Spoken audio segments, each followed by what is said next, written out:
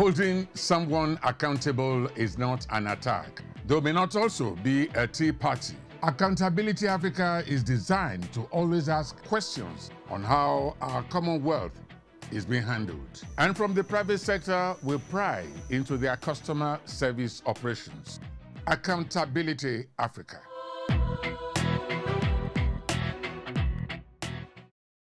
Hello and welcome.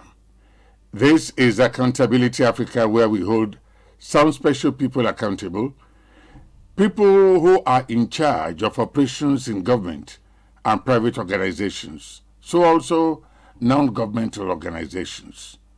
We hold them accountable for their stewardship. There is, however, one thing viewers have noticed on this program, and I'm happy about this.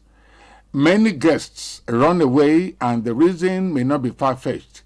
This is because there is nothing to show for the assignment given to them. And of course, you cannot give what you don't have. On this edition, we are having as guest a gentleman who knows his onions about administration and management. You'll get to know him after the break. I am Ojon Bello. Welcome again. Holding someone accountable is not an attack, though may not also be a tea party. Accountability Africa is designed to always ask questions on how our commonwealth is being handled. On this edition, we are looking at the impact of the technical aid call scheme outside Nigeria for the sake of accountability and for those who might have argued that the tax scheme is not real. This is an agency whose activities we have been following in some of our previous episodes. We will now take a look at how the aid Nigeria is given to the African, Caribbean, and Pacific countries are impacting on these countries and how the governments of these countries are also welcoming this. We will start from Uganda, where 15 Nigerian professionals were handed over to the Ugandan Ministry of Education and Sports for deployment to Islamic University, Uganda, and Calvary University as part of Nigeria's support on education. Uganda and Nigeria have really been together as brothers and sisters and living in the spirit of Africa, as you said, for a long time. And we've been having that cordial relationship with different ministries. Education is one of the key partners. And probably I've not introduced myself fully. I am a medical doctor who was one of those benefited under this partnership, who was trained by one of the lecturers from Barara University that came from Nigeria. That was, I did my first degree in Barara, then I did my MA Pediatrics and Child Health in Makerere, then I did my PhD later on. But I recall in Barara University, we had that collaboration. Some of the lecturers, one of my lecturers in anatomy was from Nigeria. And we loved him so much. He's Amadi Michael. Up to now, I'm still having that working good relationship. I lost his number last year with a phone, but we're still in touch. So I have to affirm that these volunteers that come from Nigeria to support Uganda, I for one have been one of the beneficiaries who have gone through the teaching, the hands of the lecturer. I recall he had a 2 years contract. Beginning, he didn't come with the family, so the family came later on. Then they renewed the contract. But they were really, really credible, very good professional doctors who came to Uganda. And the good thing is they get dedicated to their work with the students. And of course, when the family didn't come then, even he was really displeased, but the family joined with the children later on, and that added more joy and more, even the students got to know the family and very happy, pray together and chat together in social relationships. So that is one of the really arrangements that cements a relationship as member states, as African states. And as you said, I just gave that example because this is something that many of us have gone through. I want to thank you for coming. And also I want to thank you for monitoring what is going on. That shows the interest and the standard for quality that you have as far as these activities are concerned. Uganda, where we have just visited in a couple of days, started benefiting from this program in 1988. And Uganda is a very good friend of Nigeria because our relationship extends down to our Independence Day. Even before we established our embassies in our different countries, we had a good relationship with Uganda. And because of that, we have deployed volunteers presently to Uganda more than any other country in the African, Caribbean, and Pacific nations, because we have up to 75 volunteers in different universities here in Uganda. And the purpose of our visit to Uganda is to meet with the Ministry of Education in charge of education in Uganda, and also meet with the Ministry of Foreign Affairs. And we also met with the Vice Chancellors of the various beneficiary universities, and we met with the volunteers.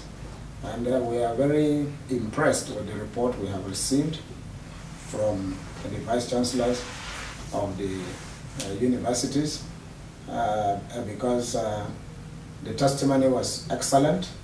They have testified that our volunteers are of the highest quality, and that they have been imparting knowledge in the various universities they found themselves, including some innovations.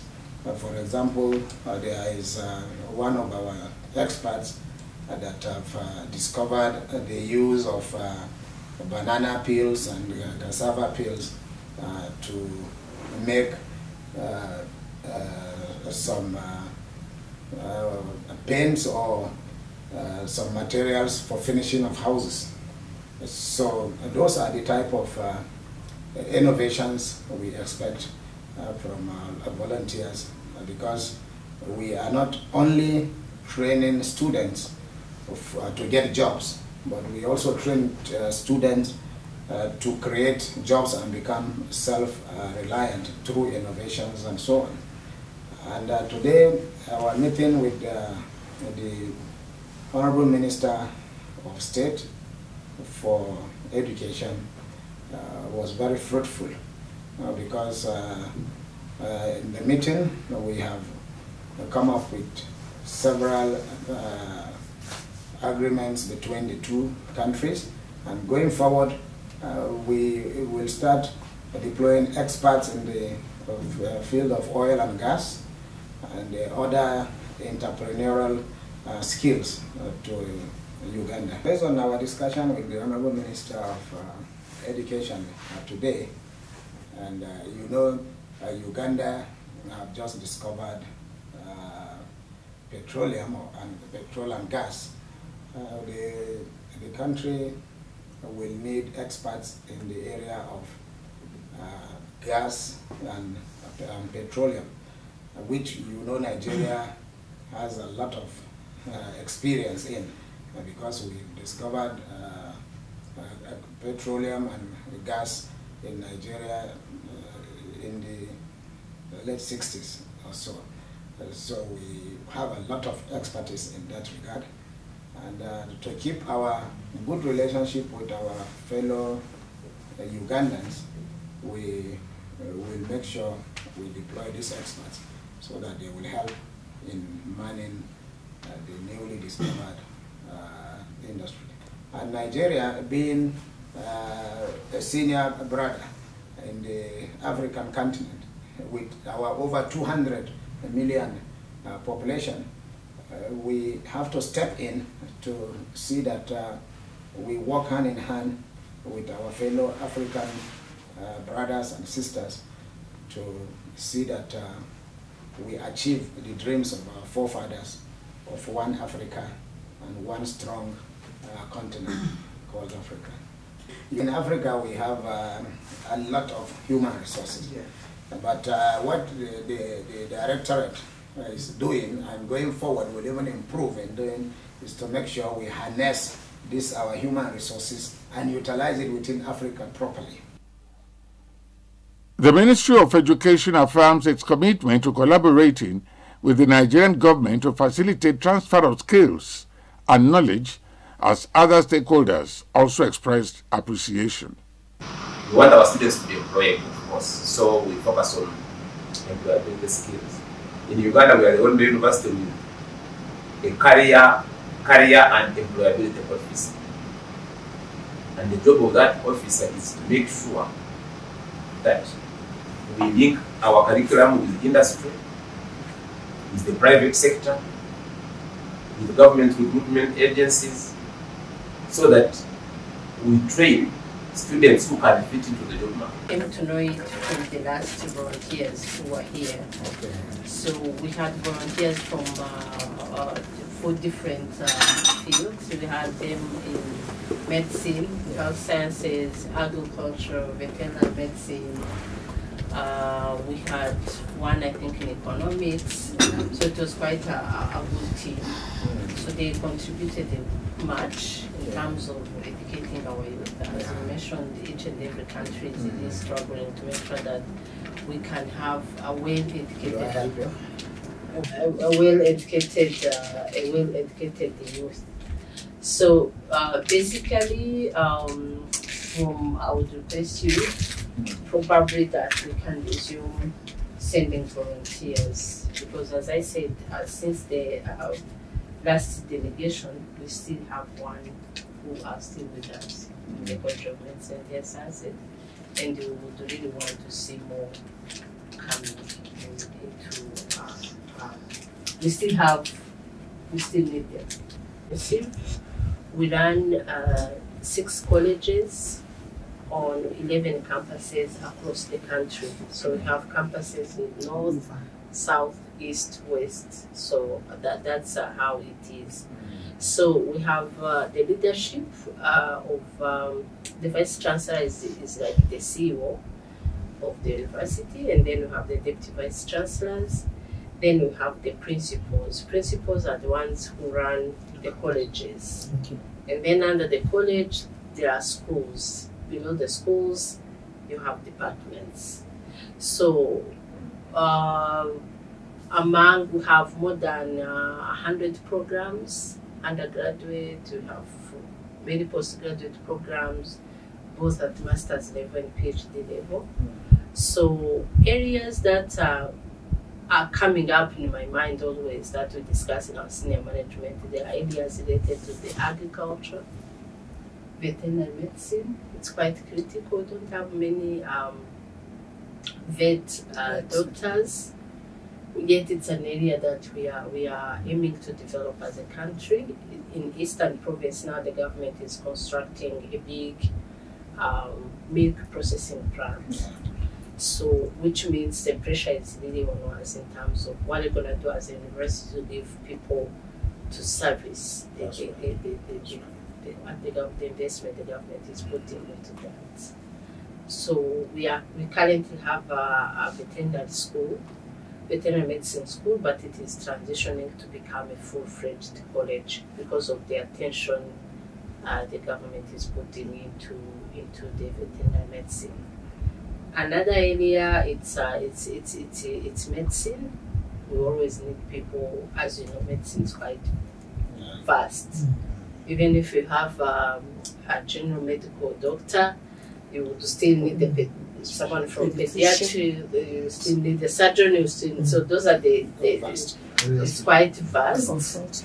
Yeah, we still need people in the business now focusing much more on procurement, things of supply chain management, so on and so forth.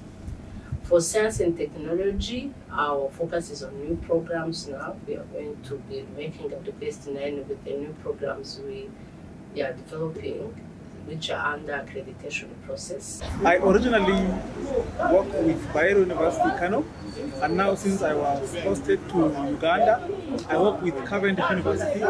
Currently, I am the Dean of the Faculty of Socio-Economic Sciences. Actually, since I was posted here, I was exposed to really different kinds of environment here in Uganda. The university I work in, I found it very, like, what do you call it? It's very lively. And I, of course, going there, I was valued as a scholar from Nigeria and as the kind of highest, let me say, the one that has highest qualification or highest position in my faculty now. This added value, like when the department I was posted to the Department of Communication, or rather mass communication and journalism. And I work here, I know the kind of value I have added to the department. Actually, a lot could be said that has been done since my arrival there. Myself and my colleagues that we find ourselves working there, we have added a great value to the university. If they decide to give me a job, like to tell me here, I would be glad to take it because I found the place promising, and I know, one good thing with scholar is to think that you are a successful person wherever you're working, and you have something to offer wherever you're working with. Very rewarding.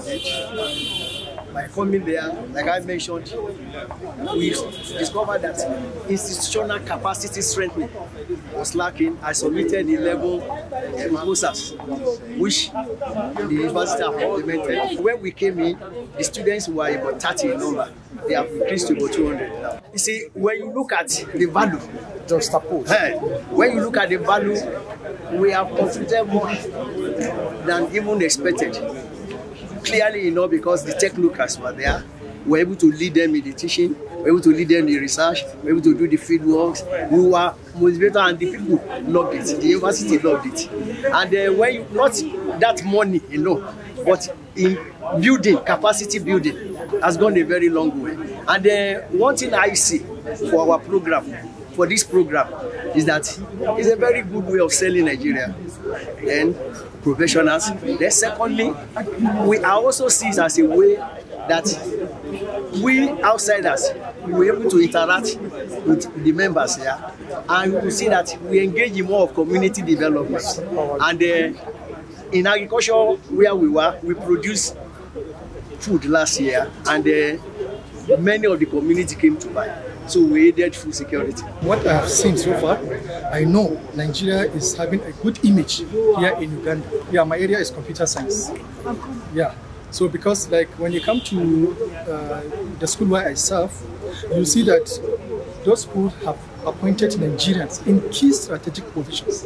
That shows that yes, they value what Nigeria is bringing to them.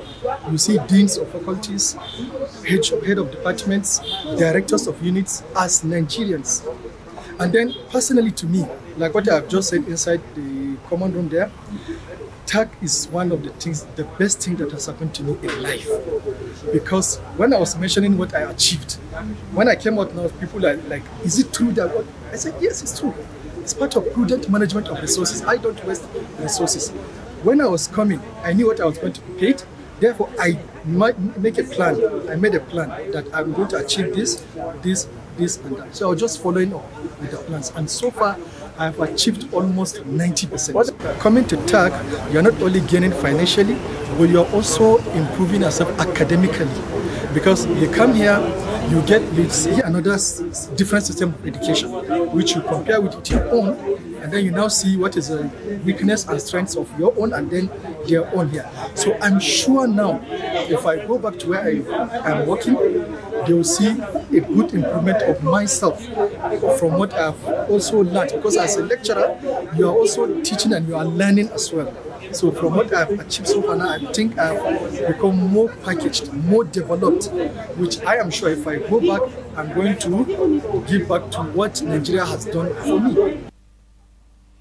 In Tanzania, the Nigeria Technical Aid Corps Scheme received commendations by the government, appreciating Nigerian government for the kind assistance which has brought growth and development to their country's economy. and citizens.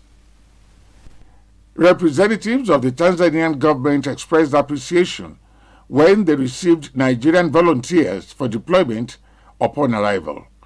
The aid is to impact on the socio-economic involvement of recipient countries by providing human, skilled, professional resources. The criteria for deployment depends on the demands of recipient countries, and the Nigerian government is responsible for the salaries of these professionals, while the recipient countries are to provide modest accommodation, utilities, and free medical care. It's a relatively peaceful country. There's a high level of pan-Africanism and patriotism embedded in the citizens. They are law-abiding to some extent. They are highly committed to the development of the country.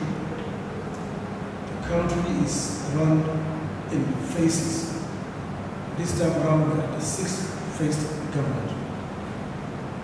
There is continuity right from the first regime of Julius Nyerere up to this time of Excellency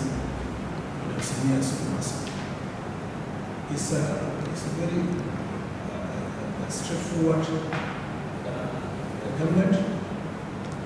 There are no engagements in this country that are anticipated that the government is not involved, that the government do not have an interest in that, and that the government do not get something out of that engagement to improve in their policies. So this is part of the experiences we have, and from time to time, when we identify these areas, we normally channel, not that we channel these experiences, these observations to our to headquarters, which all used to guide governments in Nigeria, improve policy making in Nigeria, to improve the standards of development in Nigeria. So these few words of introduction, I want to say you are welcome. Delegates to the Nigerian Commission directly. And lastly, with the little resources we are able to get through the efforts of Honorable Younes House, chairing the Committee of Foreign Affairs. The Namibian government has expressed interest in understudying the operations of the Nigerian Technical Aid Corps and recommitting to the ideals of the Nigeria-Namibia Joint Commission of Cooperation. The above were the high points of discussions held between the Namibian High Commissioner to Nigeria, Ambassador Humphrey Gesep, and the Director General of the Nigerian Technical Aid Corps, Right Honorable Yusuf Buba Yakub, during a visit by the Namibian envoy to the Technical Aid Corps office in Abuja. While noting that the commendable impacts of the Technical Aid Corps scheme over the past years in the country have left no one in doubt as to its desirability, Ambassador Gesep said Nigeria remains a big brother nation that made immense contributions to Namibia's independence, struggles, and the development of the country in diverse sectors, including health, agriculture, education, oil and gas, and the economy, even before the country gained independence. He recalled that some of the best crop of civil and public service professionals that grew to become permanent secretaries, directors, as well as medical professionals and teachers, whose availability ensured a smooth transition from their colonial masters in a newly independent Namibia, were trained by Nigerians. He again lauded the TSA scheme for being the means through which his country has today achieved an abundance of medical professionals and teachers who are even at present prepared to export their skills to other countries. He added that part of the reasons for his visit was also to learn best practices from the Nigerian Technical Aid Corps with regards to its operations, including seeking ways to, in the foreseeable future, request for some identified capacities that may still be lacking in their country. Responding, the TSCDG, Right Honorable Yusuf Buba Yakub, expressed gratitude to the Namibian envoy for the visit.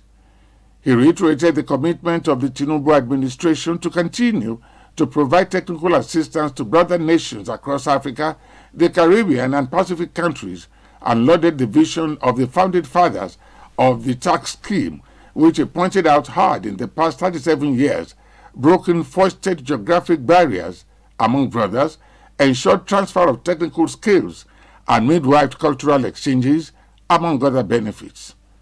He said although a lot had changed with time between both countries in the area of receiving the core volunteers, TAC, however, would not hesitate to answer the request of Namibia in whatever areas of technical need or tutelage whenever such requests came. The TAC boss also assured his visitor that he would in the coming days seek audience with the Honorable Minister of Foreign Affairs Ambassador Yusuf Maitamatuga to communicate Namibia's interest in convoying a new session of the Joint Commission. The operation of tax scheme had attracted the interest of international organizations and development agencies. Currently, tax scheme is one of the institutions being considered by the Commonwealth for participation in capacity building in transitional and post-conflict countries. That's it on this week's edition. We hope you want to join us same time next week. I am Odion Bello. Thanks for staying with us. Holding someone accountable is not an attack, though may not also be a tea party. Accountability Africa is designed to always ask questions on how our Commonwealth is being handled. And from the private sector, we pry into their customer service operations. Accountability Africa.